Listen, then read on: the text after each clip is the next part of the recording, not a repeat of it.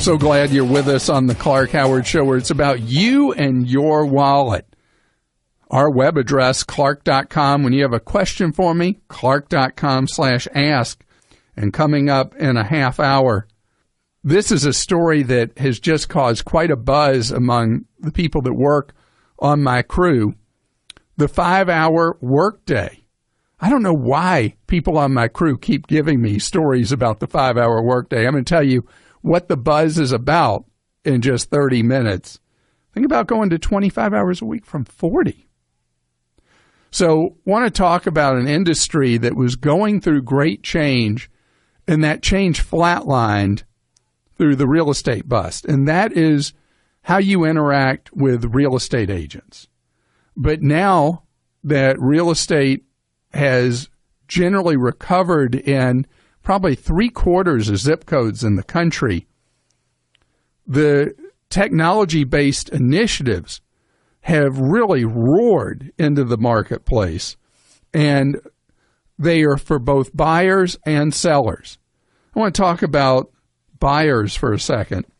There are a number of organizations that offer you minimal assistance as a buyer, represent you as a buyer's agent, and then rebate some amount of the commission that they would have earned on the sale to you. You know, data from the industry finds that it's nearly 100% of people are looking for houses that you want to see on the web. I was talking with an experienced real estate agent about this recently, and she said that today buyers tell her what homes they want to see in addition to the ones she suggests, but they all start with their list of places they want to see, which is a complete reversal about how the process used to work. So people are now using firms that are, I mean, they're really popping up in every major market in the country, where you are able to do a lot of the work yourself, and the buyer's agent plays a minimal role, but then you end up paying effectively, typically 1.5% or 2% less for the home you're buying because of the rebate of the buyer's side of the commission. Now, here's my thing on this. If you are a very experienced buyer and you are totally a self-service kind of person, and you want to use one of these limited service organizations as a buyer, go for it. On the other hand, if you have minimal to no experience buying homes as your first home, maybe a second home you're buying, there's so many traps along the path of buying a home, and there are things that trying to save 1.5% or 2% on commission could end up costing you more in the negotiations that a buyer's agent may be able to do because of his or her experience that you're not going to be equipped to do. So I don't want to say, yippee, technology rules all. Real estate has a lot of human touch still remaining to it, so please be careful. And on the seller side, that's where most of the publicity has been. There are so many services available where you can get in the multiple listing services, pay a fee, in many cases not even a commission, when your property sells, and you handle your own listing. There are people who are equipped to do that, and there are people who are not. I'll tell you my dividing line on that. If you have ice water in your veins and somebody insults your house, that you are not going to take it as an insult of you. Remember, you are selling an asset. Where in real estate things get messy is because of the emotional connection we have to our own home and the choices we've made in it over the years.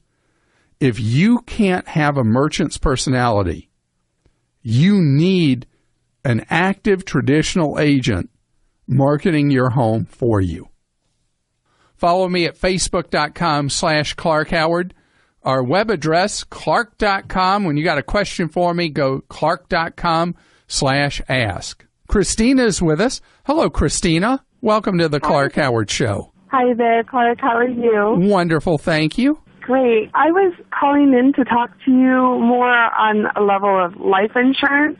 Okay. For beneficiaries, because I am just completely confused, and everything I look, I think I look into something, I start reading it, sounds good, and then I get to somewhere where it sounds, this is not for me, or I don't qualify, or it's out of my income, bracket, and so, and then some of them tell me that they don't even kick in for a couple of years, and then some of them say, and then I read reviews on them, and then I read that some companies really find any reason not to pay the beneficiaries. So, right. So tell me what you're actually trying to accomplish with life insurance. Okay. What I'm actually trying to accomplish is I have 2 older children, but I have a young child who's 6 years old. And I purchased a home 3 years ago, and all my children still live with me. And I'm just trying to secure the what happens if the if the happens. I'm so sorry that has seemed incredibly complicated and with roadblocks everywhere, because there's a very easy way for you to take care of your kids. Okay. So how old are the 2 older ones? So the 2 older ones are 19 and 17. Okay, so they are almost not quite ready to be adults, because they used to be at this age, but now you've got schooling and all that. But they're not far from where they'll be expected to stand on their own 2 feet. It's your 6-year-old, especially, you need to make sure you take care of. Exactly. I'm not really worried about my 19-year-old. She's amazing and wonderful and self-sufficient, and not really worried about her. But my 2 boys, the one who hasn't quite gotten to the level of my daughter, the 7-year-old, and then obviously the 6-year-old. I just wanted something that would take care of him for a few years if he ended up with someone that would help them take care of him. It's so wonderfully easy. What you would best be served with is something known as level term insurance. Did you say level? Level, L-E-V-E-L, level term insurance. Okay. And what that is you buy an amount of insurance. It could be, you might decide you need $1 million coverage, $500,000, whatever amount it is. Level term insurance is incredibly cheap. Okay. And what I can advise you, just back of the envelope, is that if you bought this policy now and you bought a 20-year level term policy, which would cover your 6-year-old being 26 years old, you can initially name all 3 of your children as beneficiaries to this policy. Or if you wish, since you're so confident about your 19-year-old, you could just name the 17 and 6-year-old. But you can change it over the years who will be the beneficiaries. And so you're in a position where you can buy these policies, and they cost so little, it's a stunner. To buy level term, because all it does, it only pays in the event of your untimely passing in the 20-year period. Premiums stay the same, and if you, knock on wood, you're alive 20 years from now, then the insurance you paid for all the years goes to dust. It has no purpose. But if you did need it to provide for your kids, it's there. Now, it's hard to get people to talk to you about level term, and guess why? Because it doesn't behoove them? Yeah, there's like no income for them. There's almost no commission at all. So if you talk to a real human being, a live insurance agent, he or she will not ever mention level term insurance because they can't earn a penny off of it. I mean, they lose money coming to you to fill out the paperwork with you. I see. Okay. So I generally suggest that people look at buying level term online. Okay. And there are a number of quotation services. Gosh, if you just picked up a copy of Money Magazine, there's ad after ad in there for term life insurance quotation services. Okay. And what I like to recommend is that you look at buying a policy that is 10 times your income. Okay. And you will be, from having been all confused and feeling like your brain was being turned into a pretzel, you'll know what to do immediately when you start looking at the online quotation services. Okay. Okay? Great. Yeah. That's really helpful. Thank you so much. Sure. And do you have a will? Do I have what? A will. No, I don't have one. I do need to do that. You gotta. I mean, that is not optional. That is mandatory, because if you don't do a will, what happens with your kids and who raises them may be completely different than you want it to be. Exactly. So I would say those two things go together. Get the life insurance policy, get the will, and have peace of mind that if something does happen to you, that your kids are well provided for and are raised the way you want. Mike is with us on the Clark Howard Show with a very unusual question for me. Hi, Mike. Hi, Clark. Thanks for taking my call. Sure, the dog didn't eat your homework. What did the dog eat? I know, right? That's what it sounds like. No, he got a hold of a $20 bill, and he just ripped it up into a bunch of pieces, which he likes to do. When if I leave the house and he's by himself, he gets mad and rips papers up. Well, he found a $20 bill and he ripped it up. So what I did was I put it in a Ziploc and I gave it to my son, and I said, when you get a chance, just run this to the bank and have them give you a new one. Did they think they were on some kind of recorded skit or something? They must have, because the teller, she got her manager over, and they said, no, sorry, we can't do this. You're going to have to call I don't remember what they said, the Department of Treasury or something like that. That is the right answer. They told you the right answer. I did it when I was growing up. I brought a torn bill to get there, and they took it. The deal is if you had if the dog had chewed like a third of the money up, the 20, and you'd had another 2/3, that would still be considered to be legal tender. But if the dog was really hungry and tore it into shreds, then it's no longer considered to be money that you can put through the banking system, and you do actually have to send it to a special address at the Department of the Treasury, and then they replace it with a new bill for you. Well, I mean, I have both serial numbers. I mean, doesn't matter. Oh, really? Yeah. So I have, if they didn't give your son the actual address, I have it, because this happens more than you might imagine, not necessarily a dog. A lot of times it'll be a baby will get a hold of somebody's wallet, and they'll start tearing up their money. Right. And, I wouldn't want to be that baby, right? So hang on just a second. We'll give you the address, and you'll be able to get your money turned into a nice, new, real, spendable $20 bill. It keeps happening with phone bills, particularly cell phones, internet service, pay TV service, phantom charges, phantom bills. It's Clark-rageous, and it is, in fact, today's Clark-rageous moment. Scams, rip-offs, outrages. It's a Clark-rageous moment.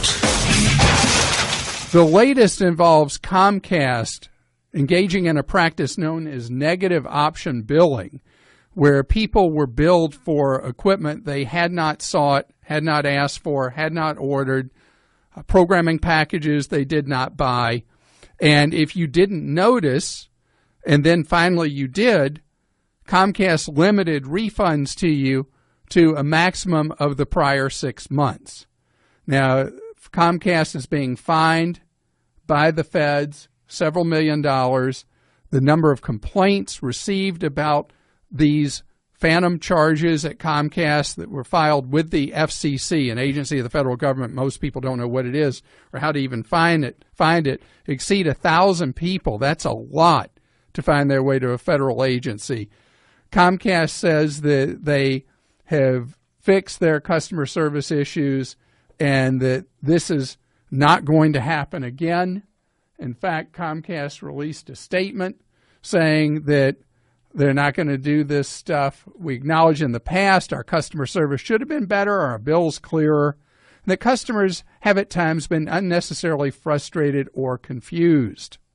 So here's the thing you need to know, is that if you do not look through your bills, especially for any kind of technology, page by page, and look at what they have on them, and if there's a charge you don't recognize, you are a sitting duck for people to take advantage of you.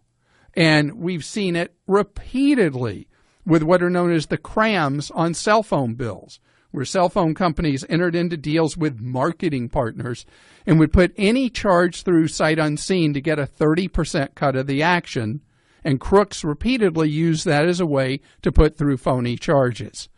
What you need to know is that if you receive e-bills, it's hard to keep track of these things. I don't accept e-bills. I get paper bills. I look through them. But if you don't like paper bills, take the time to look through each page of an e-statement. You see something that doesn't look right, you challenge it right away. And always take names. A great business needs a stunning website. And with Wix.com, you can do it all by yourself. Wix.com makes it easy to look amazing online, no matter what type of business you're in. Show off your images in a beautiful gallery. Grow your contact list and get all your social media in one place, just the way you want. Your customers are going to love it. So, what are you waiting for? Show the world what you can do. Go to Wix.com and create your stunning website today. It's easy and free. Now, here's an exclusive Podcast One killer clip from How I Got Here, talking with NBC's Tom Brokaw. So they pressed and pressed and pressed, and then they came and said, you've got to move, and you've got to go to the White House, because it's the beginning of Watergate, and Dan Rather's got a big leg up, and we need somebody to go in and compete against him. What I didn't know until later is that when I got to the White House, some of the fusty old-timers in there wrote a letter to the president of NBC News saying, you can't assign some kid from California to the White House in this big story. And this is an outrage. Download new episodes now on the Podcast One app or subscribe at iTunes and PodcastOne.com.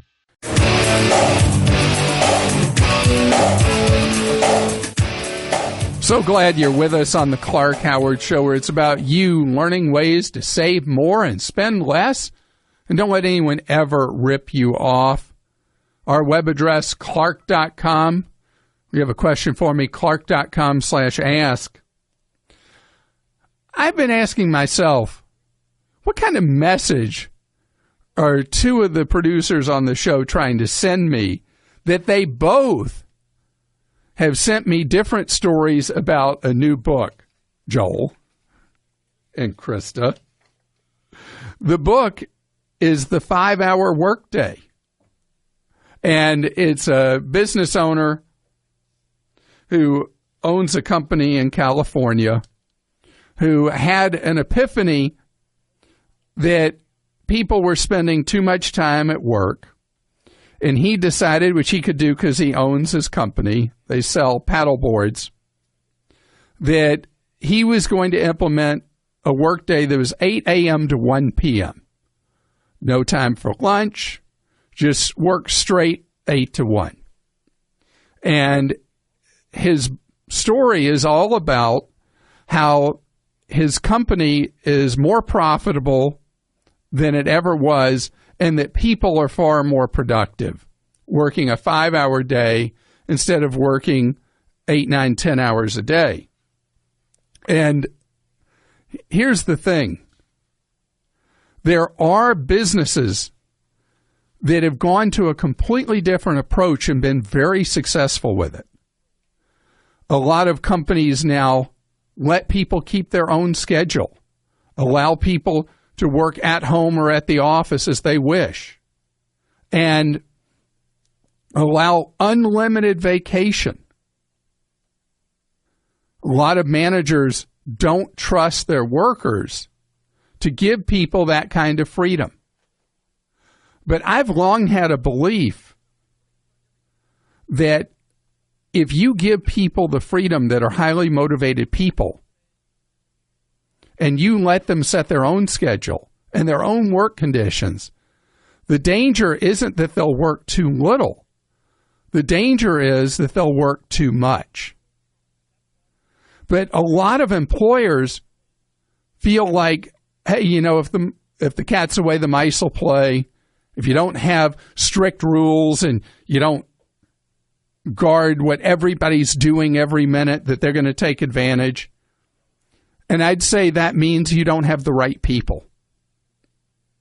If you're worried that people are going to abuse you, take advantage of you, of your quote-unquote kindness, then either you're not providing an environment that motivates people, you're not hiring the right people, you have a crummy work environment, or people don't share your sense of mission. In other words, I say it's about you as the boss and not the worker. And having fixed, tough rules about you must do this, you must do that, you must account for every minute of your day. Wait a minute, didn't you already go to the bathroom a half hour ago? What's wrong? Why are you going to the bathroom again? I mean, 5-hour workday, 8 to 1. If it works for his company, fine. But to me, it's about the more important concept, which is trusting your people to do the right thing. It's something I've felt about business forever, that companies run their operations based on the 3% of people that will take advantage instead of the 97% of people who will do the right thing. And if instead you give people the freedom and you've got somebody who's an abuser in your ranks, then it's pretty clear that's somebody you need to give the heave-ho to. And you're the boss, you got the power, and you should use that power so that your people can serve your customer. I believe fundamentally that the employers that treat their employees with utmost respect and dignity and trust are the companies that get back from those employees an intensely strong work ethic and loyalty and service to the customer. So, Joel, Krista, I'm not saying let's do a 5-hour workday. Sorry. What about a 5-hour radio show? I think we should do an 8-hour radio show every day. What do you think? I'm down. Follow me at facebook.com/Clark Howard. Our web address, clark.com. When you got a question for me, go clark.com/ask. Alexandria is with us on the Clark Howard Show. How are you? Hello. Hi, how are you doing? Oh, I'm good. Thank you. So you're thinking of becoming a homeowner. Well, actually, I am a homeowner with my husband, and we currently have our home on the market, and we are looking into our options after we sell our home. And what are you considering doing once your home sells? I have thought of buying a condo because of the fact that the area we live in, the neighborhoods we would love to live in, we cannot afford a home in. And I believe we would have a better opportunity of affording a condo in the neighborhood that we would prefer to live in. How long do you think you want to live in that condo? I'm not sure. I guess it depends on the size of the condo that we find. Honestly, right now, I don't know how long.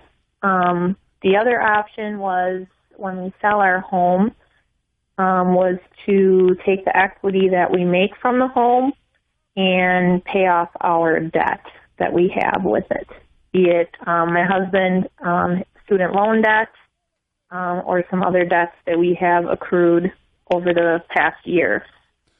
Well, that's an interesting thought. Let me tell you why I asked how long you think you'll live in a condo. because condos offer a lot less flexibility than you have with your own home. With a condo, values tend to rise more rapidly than they do with a home, and they tend to fall more quickly than home values fall when, in economic cycles. And so condos are something that the period of time you would plan to own it needs to be longer than the time period that makes owning a home a safe decision. Like when people ask me, should I buy a home or should I rent? I usually start saying, well, you can consider buying a home instead of renting at the 5-year mark. And generally, once you're 7 years, buying versus renting is a better idea. With a condo, I really have to stretch that to you start considering it at 7 or 8 years of an ownership cycle, and then it's a green light once you hit 10 years of expected time you'd live there. Okay. So for you, if you think getting into a condo would be a long-term choice, then getting a condo can be fine, because with rents, over time, rents rise, as the dollar erodes in value due to inflation. And the condo, once you own it, your costs are pretty fixed except for the increases over time in condo fees. But there is one big gotcha a lot of times with buying a condo. And that is, if you do decide you don't want to live there anymore and it's not a good time to sell it, you generally are not allowed to rent it. So you can't rent it out to somebody and bring income in. You're basically sitting with something you have to pay for that you cannot get any income stream for. This is very rare that condo complexes let you be a landlord and rent the units out. So a condo is a lifestyle choice, and one that you make the decision because you plan to be there a good long time. Okay. How does that make you feel about buying? I think with the condo, yes, I think it definitely would be, a lifestyle choice. So you'd have to be very careful about the condo you select in the neighborhood. Exactly. It would have to be one that you would want to live in for quite a while. Now, the question you raised, though, about the debts, I glossed over that, and I want to circle back to that.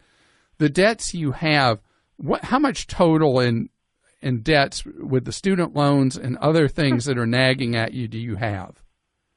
Well, I'll say it separately just because my husband and I bought this home before we were married, and he has about $35,000 in student debt, and he doesn't have any credit card debt, and he's making payments of, close to $300 a month on student loans.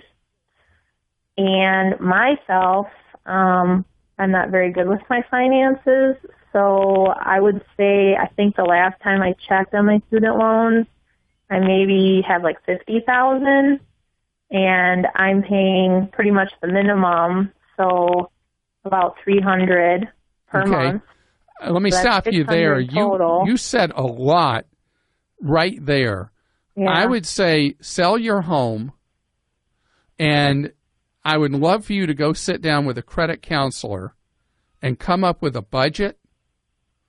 And if you can come up with a budget where you can see your way to getting out of debt in 5 years' time, then go ahead and buy the condo. Otherwise, I think I'd encourage you to rent for now and put every penny you can that a credit counselor might help you come up with a budget for towards your debts to get them completely under control. That's a lot of debt you're dealing with. Yeah. So and I feel really kind of overwhelmed. Exactly. Yeah. I heard it, and there was like a sadness in your voice when you mentioned that. So I would love it if you would go sit down with a counselor from a group you may have heard me talk about, the National Foundation for Credit Counseling. Have you ever heard me mention them? I've heard of them, yes. So if you go to nfcc.org, you can find your closest local NFCC affiliate, and they'll send you a lot of paperwork to fill out, which is part of the discipline itself, to figure out everything you owe and everything you pay every month. And then you and your husband go sit down with a counselor and come up with a plan and a budget. Because I don't want you to be afraid of your bills. I want you to be in control of them. And that is something that needs to be part of the process before you become an owner again of a condo, a home, or anything else. So until you feel comfortable with the debts, I would say renting is the right choice in your case. Matt is with us on the Clark Howard Show. Hi, Matt. Hi, how are you, Clark? Thanks for taking my call. Certainly, Matt. How can I be of service? Both myself, my mom, and my wife all love your show, so I'm going to say hi, Mom, and hi, Sandy. Hi, Mom, and hi, Sandy. So we both said it. Yep. So I have two questions. One is just a general question, and then a second one is kind of about my personal situation. So I'll start with the general we have, my wife and I have our emergency fund saved up, and we were kind of talking about what are reasonable uses for your emergency fund.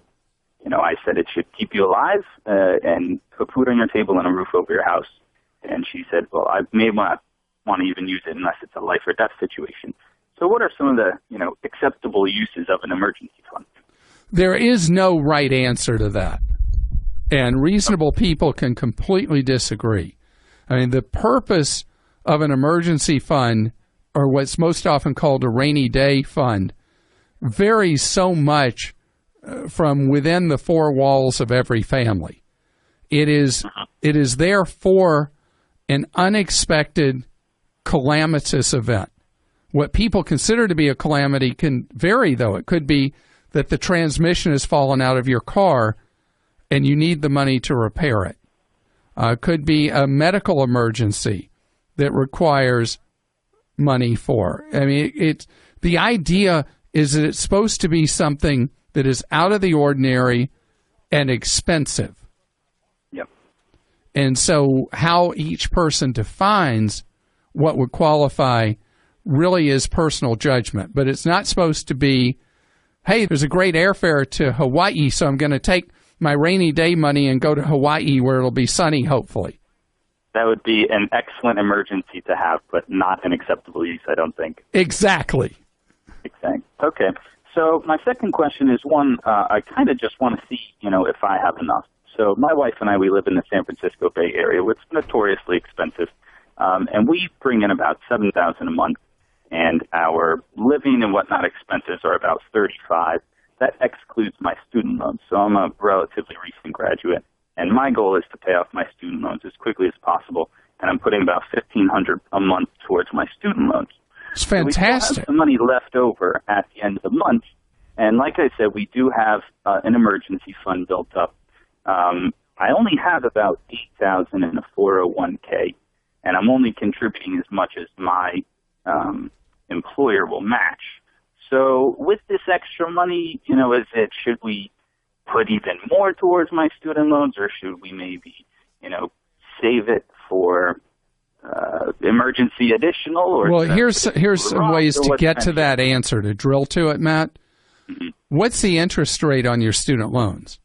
Oh, man. So as low as 2.1% and as high as 6.8%. So I have $35,000 outstanding, and the average is about 5.5%. Okay, so your student loans pay as you are already. I wouldn't accelerate paying on them. You're going to pay those off in a couple of years anyway, as rapidly as you're paying down.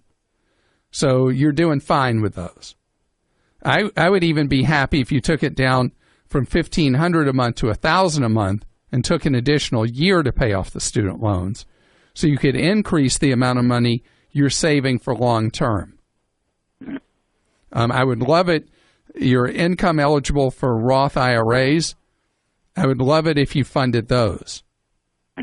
And you can do 50. That was something we had talked about, and I just went back and forth on it. Should I do the Roth or should I pay the student loan? Definitely the Roth. Okay. You can put $5,500 each into the Roth each year. You're generating enough excess cash to be able to do that. I would make that the top priority. Okay, cool. And the student loans. The advice, I appreciate it. Well, you see, you've given yourself all the options and all the choices because you live well below what you make, and you've been very aggressive paying down debt. So you've given yourself additional breathing room and additional options. And that speaks very highly of you and your wife and how you've made priorities and how you handle money. You two are going to be in great shape. You know, there's something about TrueCar that a lot of people don't even know. Here it is. Using TrueCar can also help you buy a used car. That's right. In fact, there are over 500,000 pre-owned vehicles available from TrueCar's certified dealers nationwide. So whether you're looking to buy a brand new car or a used car, you can get all the upfront pricing information that empowers you. You can also get discounts off the list price for used cars and a totally better buying experience through the TrueCar certified dealer network. That's where you see what other people paid for the car that you want, so you know you're getting a fair price and you can feel confident. And with TrueCar, you connect with a local certified dealer of your choice so you can enjoy a quick, easy buying experience. You can use the TrueCar website or the TrueCar app, so it's easy to find the new or used car that you want. You just take your guaranteed savings certificate to a TrueCar certified dealer, and you'll save money on that used car. And if you're buying new, the average TrueCar user saves $3,279 off MSRP. Over 2 million people have already bought their cars through the TrueCar certified dealer network. So if you're ready to buy a new or used car, visit TrueCar.com or take it with you by downloading the TrueCar app and enjoy a better car buying experience. Some features are not available in all states.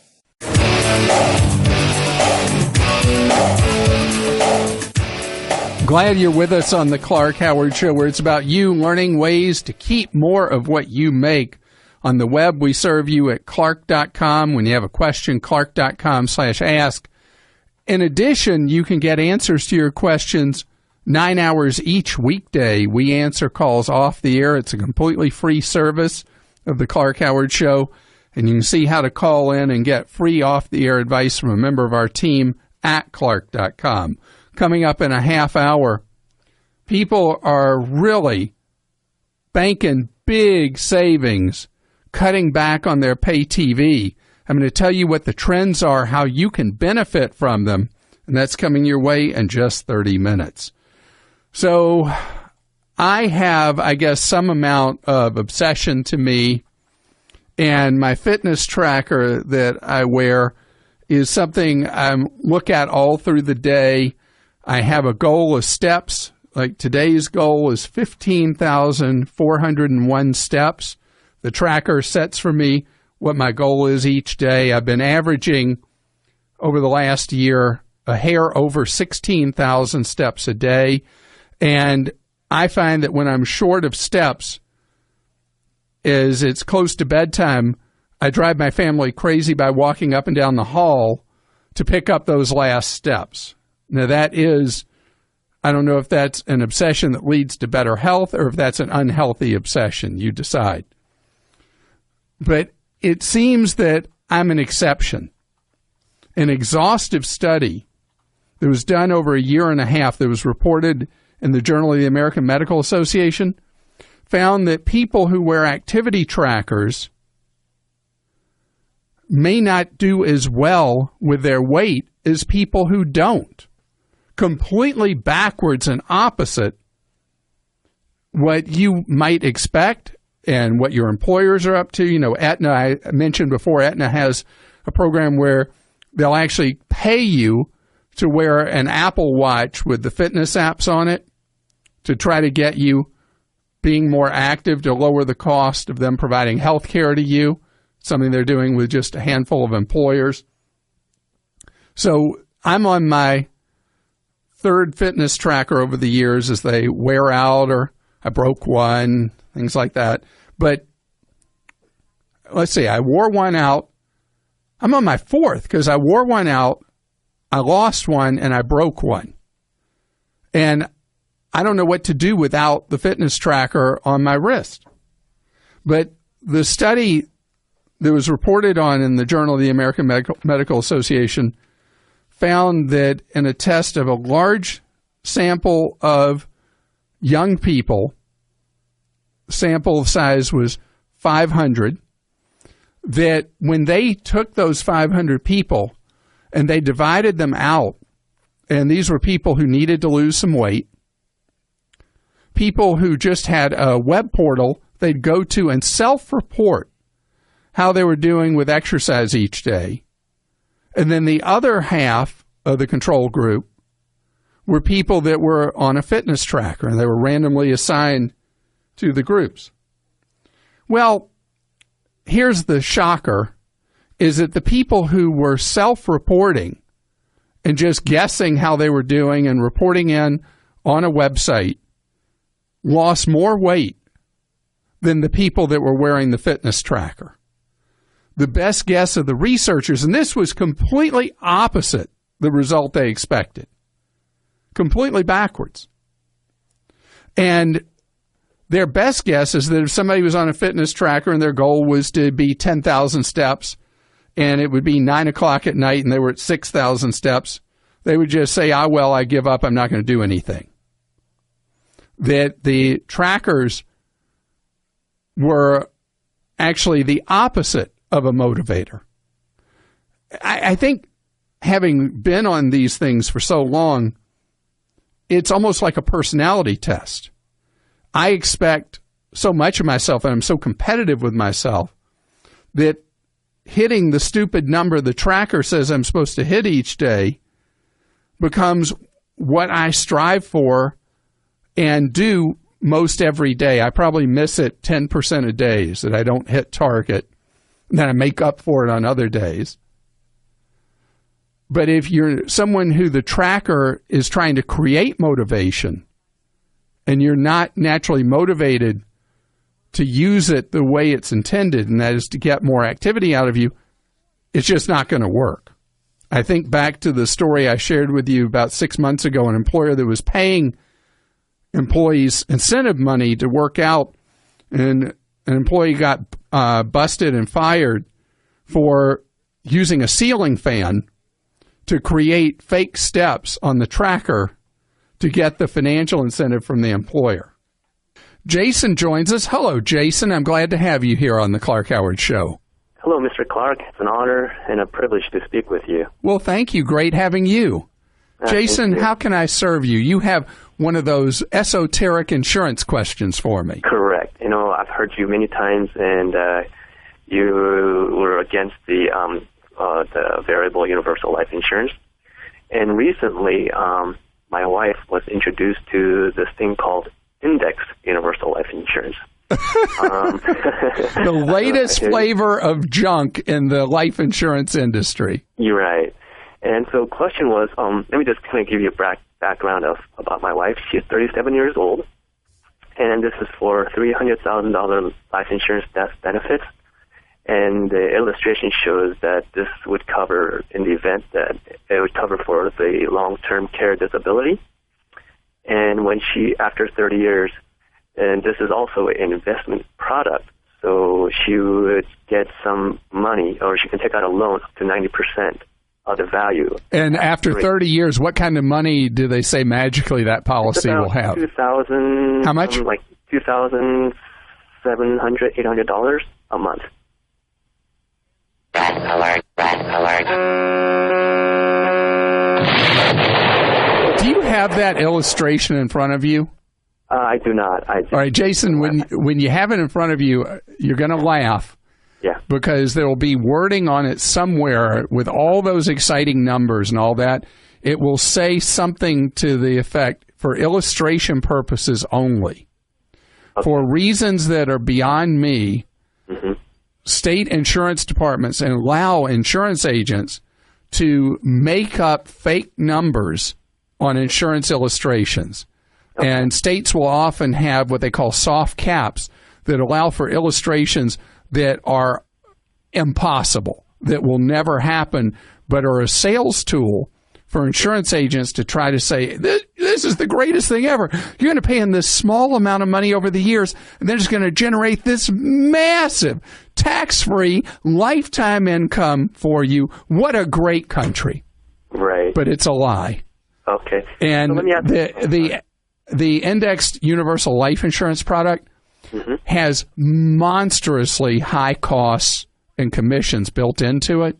Right. So the money your wife pays in is money that is very poorly spent compared to doing something else I want to recommend as an alternative. Ready? Yes. Okay, so your wife has a need for life insurance to provide for your needs in the event of her untimely passing. Correct. Best met with what's known as level term insurance. Okay. That she can buy 10, 15, 20, 30-year level term. You buy it for the period of time you wish to insure. You said she was 37? Yes. So often that would mean she'd be a perfect candidate for a 30-year level term that would cover the remainder of her working lifetime and would allow financial security and peace of mind for you. You should have a level term policy to provide financial security and peace of mind for her. And they are so unbelievably cheap, you can't imagine. Okay. Insurance agents will not talk about them because they are so inexpensive, the commissions are almost non-existent. Okay. Now I've suddenly brought a huge amount of money to the table because she would have taken care of the insurance need for just a couple of bucks a week. So that would be the death coverage. Right. Are you and your wife doing Roth IRAs? Yes, I am doing that. Is she doing a Roth? No. So a Roth is so outstanding because instead of doing insurance policy contortions to try to have money you can borrow from your own plan that would avoid taxes, with a Roth it's plain and simple. You put in up to $5,500 a year, and the money grows tax-free and it's spent tax-free. Okay. So this is a case where it's a solution looking for a problem. The equity index universal life insurance type products, just because they are amazingly complex products with massive costs and virtually no benefit. One of the craziest things about them is they say they're indexed to the stock market, and so when the stock market goes up, you make money, but if it goes down, you don't lose money, and that's that's one of the pitch. Okay, so you know why that's a big fat lie? Why is that? Okay, because you get a tiny, tiny portion of the up years. So the insurance company makes off like a bandit with most of the up year money in order to protect you from the down years. But in order for the policies to work, you have to be in them a long time. Right. Where you'd end up making a lot more money in the Roths than you'd ever make through the index portion of the universal life policy. They're trash, and the illustrations are fibs. And the time that someone should buy an index universal life insurance policy, in my opinion, is the middle Tuesday of never. And Jason, I'm glad you called me before she purchased. And Dave is with us on the Clank Howard Show. Hello, Dave. Hi, Clark. How are you? Great, thank you. You have a question for me about looking for part-time flexible work. Is that right? Yes. Mm-hmm. How can I be of service with that? Okay. I came across this company on one of the free classified listing sites, and I started to look into it, and I can't find any information on them on the web. Nothing good, bad, only stuff that they posted. They posted a couple of videos on YouTube, and there's what is it they promise to do? What you do is you work for them doing data entry, email verification, age verification for major companies that everybody's heard of. Actually, let me tell you what they actually do. I said actually twice, didn't I? What they really do is you pay a subscription that's $50 a year for them to make sure that if they refer you to a work-at-home opportunity, that it will not be a scam. Okay. What you're paying for is their vetting an organization. You're not working for them. Okay. You're paying them to be a lead generation for you. There's two of these.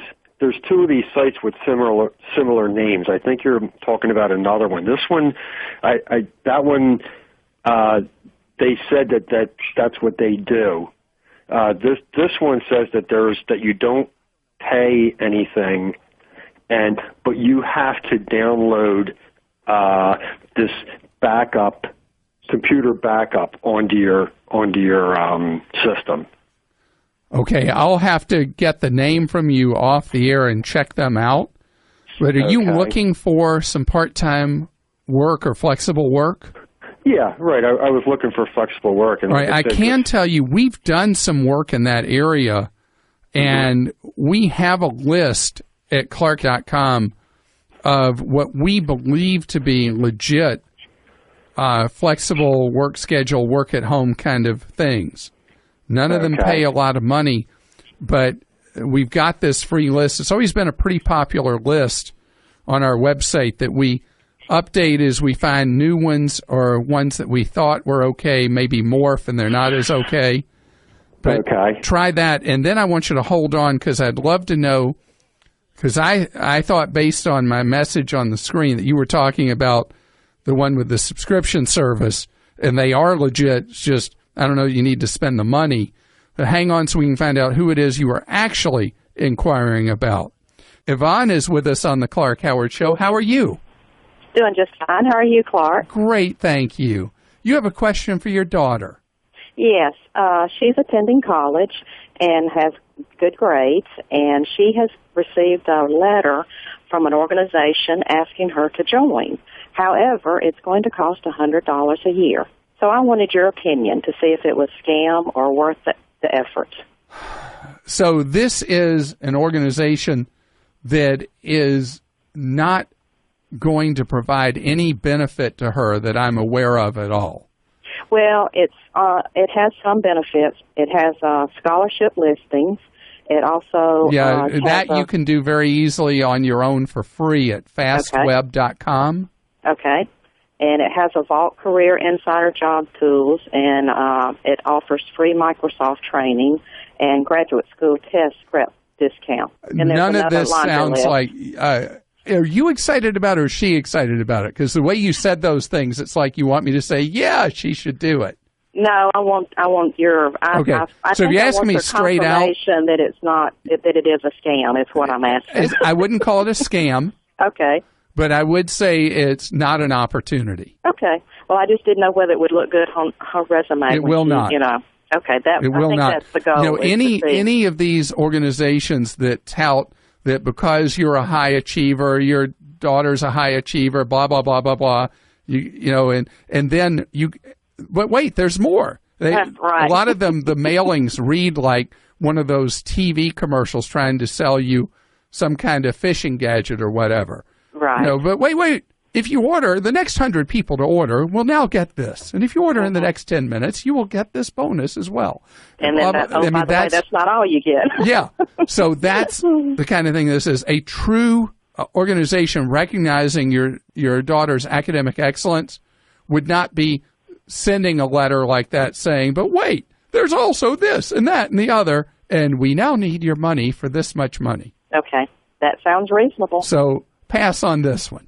I sure will. I sure do appreciate it. All right. Have a great day. Stay tuned for 60 seconds of AP News headlines right after this podcast.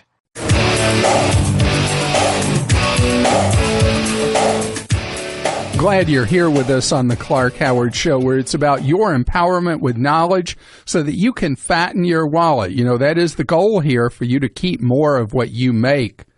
Our web address, clark.com. When you have a question, clark.com/ask. So a new study I read about in MarketWatch finds that the number of people now trickling out from pay TV subscriptions,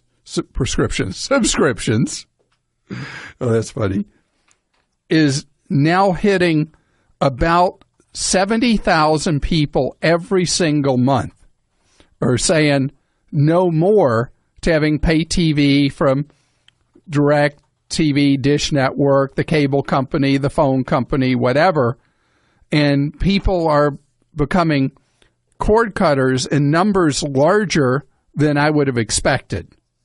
There are a lot of people that are younger who are what are known as cord nevers, people who have no intention of ever having a traditional pay TV package.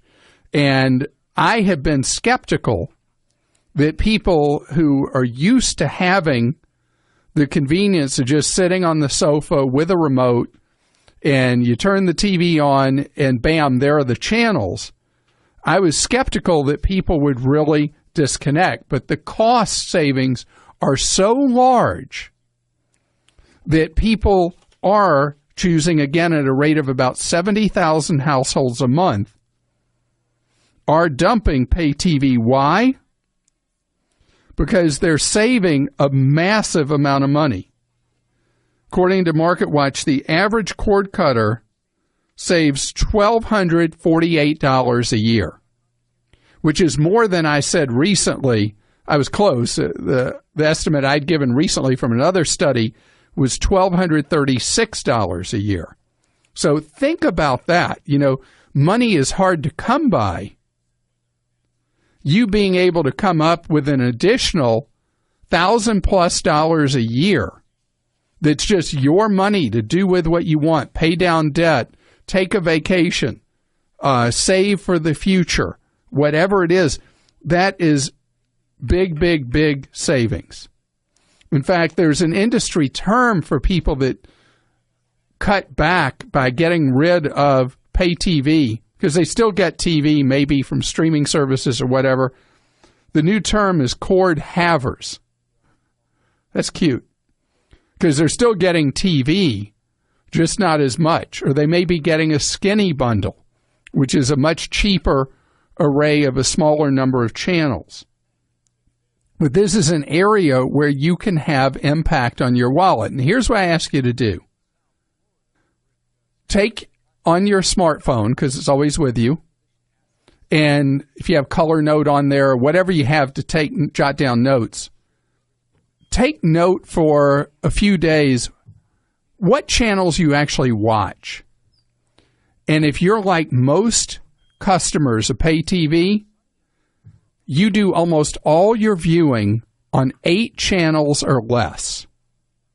But you're paying for 140 or 180 or 220 or whatever it is, channels.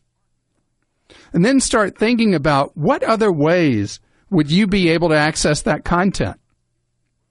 If you're paying the average bill of $104 a month, let's say, and you could switch to Hulu and get almost all the shows that right now you get, and you pay Hulu, was it $10 a month? Whatever it is. There's big savings there. Or if you get the Mac Daddy program package from Netflix, you're going to pay roughly $10 a month. The amount of content on Netflix is gigantic. And you can put together a package of programming.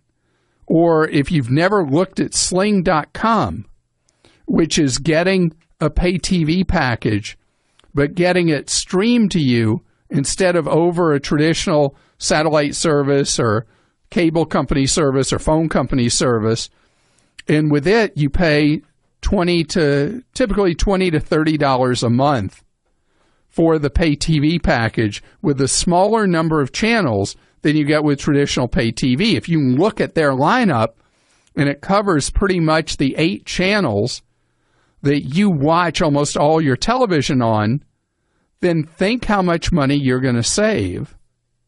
And with the smart TVs, you're able to project the programming from any of these services without really any hassle right on the TV. If you feel hassle, get a Roku device or OKU, and it makes it truly no hassle, especially for your wallet. Jack joins us on the Clark Howard Show. Hi, Jack. Hey, Clark. How are you doing? I'm doing great, thank you. You have a question about your house that's not doing as great as you'd like right now. Well, yeah, it's my wife and I are looking at the big picture. I'm 58. I plan on retiring in 10 years because I absolutely love what I do. No rush in retiring because it basically isn't work. But what a fantastic thing. You know, people listening to you right now, Jack, who despise going to where they work every day, and the clock seems to crawl and the weekends fly by and then they're back at work again. What a joy that you get to go to some place that for you is like being on vacation when you're at work. Oh, it is, actually. Yeah, I do enjoy it. But like I said, my wife and I are kind of looking at the big picture. Our daughter is married and is in a home of her own now, and we have a rather large house that obviously for two people is just ridiculous to stay in. But it does need work. In fact, it needs quite a bit of work. And this is my question. We have 3 years left on our mortgage at 4.9%, but I also have a second mortgage just due to many circumstances, extra year of college for my daughter out of state, parents' illnesses. We have about $85,000 on that. My question is... Whoa. So your first mortgage has almost nothing on it. What's the remaining balance on it? That's probably, I would say, $40,000. Oh, okay. Oh, that's not almost nothing. But your second is more than double your first. That's crazy. Yeah, it is. What do you think your home is worth? From what I've seen of homes around us that have sold for, we have a different little circumstances. A lot of the homes sell for around $255,000 to $275,000. Our house, though, even though it's in this neighborhood with us, we actually have a fully equipped, handicap accessible mother-in-law suite that was built for my mother-in-law many years ago. That is an addition to the house, which increases the square footage. But regardless, you have massive equity in this home. Right. So the second mortgage you have, what kind of interest rate does it carry? Well, I'm glad you're sitting because, and this is through my credit union, this is 6%. Okay, well, 6%, there was once a time that if you could get a first mortgage at 6%, people would say, how would you have gotten something that low? Right, so it's not like that's horrible. Your blended interest rate is about 5.66%, I guess, right, with the two of them. So how much money do you need to do the improvements?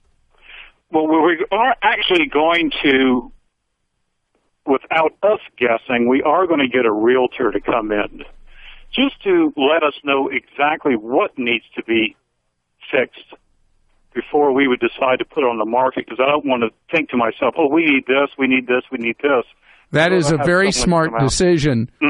And generally, the areas that need freshening up, if the home is looking stale, is kitchens and bathrooms. Right. But one thing I'll tell you, even if you do things to bring them up to date, let's say you need roof repair or whatever, you don't necessarily get that money back. Right. But you increase the sales activity and the chances that you have a more rapid offer. If a home looks sad, people are trying to buy a dream, they're going to make you lowball offers if it looks sad, and you're going to have a hard time getting people to come and go through your house and imagine it being theirs. Right. So I love what you're thinking of doing. But what you're saying to me, if I follow, is whatever money you borrow, bam, you're going to be done with it pretty quickly because your whole goal is to get the improvements done and then sell the property. Right. So I guess one of the things my wife and I are thinking is, like, we have 3 years left on our mortgage, and for our first mortgage, it's $1,200 a month. I mean, part of us thinks, well, should we just bite the bullet and just 36 months?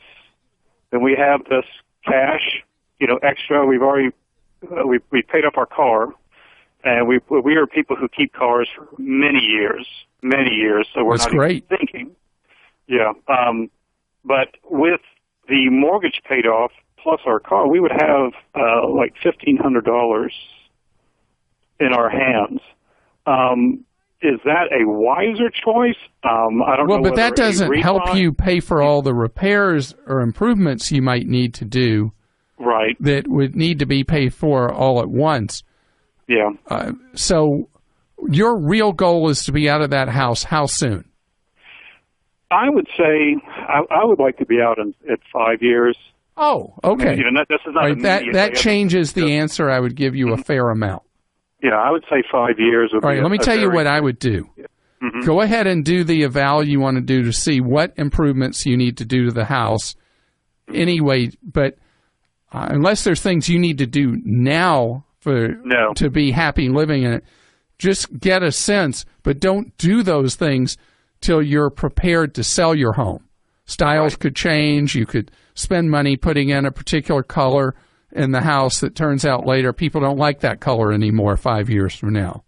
Right. So you want to wait to do those improvements unless they're things you want to enjoy till as you're prepping the home for sale. Okay, that's number one. Number two, you don't need to make any move right now in terms of financing for that reason. Because if your goal is to get the home for sale but not for 5 years, even though you got the second mortgage at 6%, the overall picture doesn't look like one that makes a lot of sense to refi right now. Okay. Because I'm looking at the numbers, I don't quite see how they could work. Okay, I have one idea. Okay, think it through. You could do a refi into a 5-1 ARM, where you'd fix the rate for the next 60 months, and you put these two loans together. But you pay as if you're on a 30-year schedule. You don't have to pay on a 30-year schedule. You can throw a lot of extra money at it since your payment would actually go down. Those rates I'm looking right now are 2.875%. So because there's no urgent need to do the repairs now, but your goal is to be gone in 60 months, that's my final answer. Do the 5-1 ARM with your credit union. Cut your interest rates basically way down from where they are. You'll make up the closing costs even with a 5-year window. And then as you get closer to when you want to move, then you do the improvements necessary to get the home sold. Marge is with us. Hello, Marge. Welcome to the Clank Howard Show. Hi, Clark. Thank you so much for taking my call. Well, I'm glad you're here. Clark, yes. I have a question for you. I wonder if you can talk to me a little bit about revocable living trust.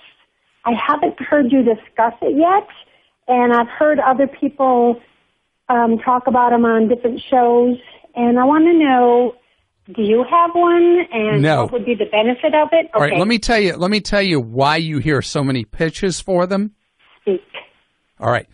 A lot of times they're designed to get an insurance agent into your life.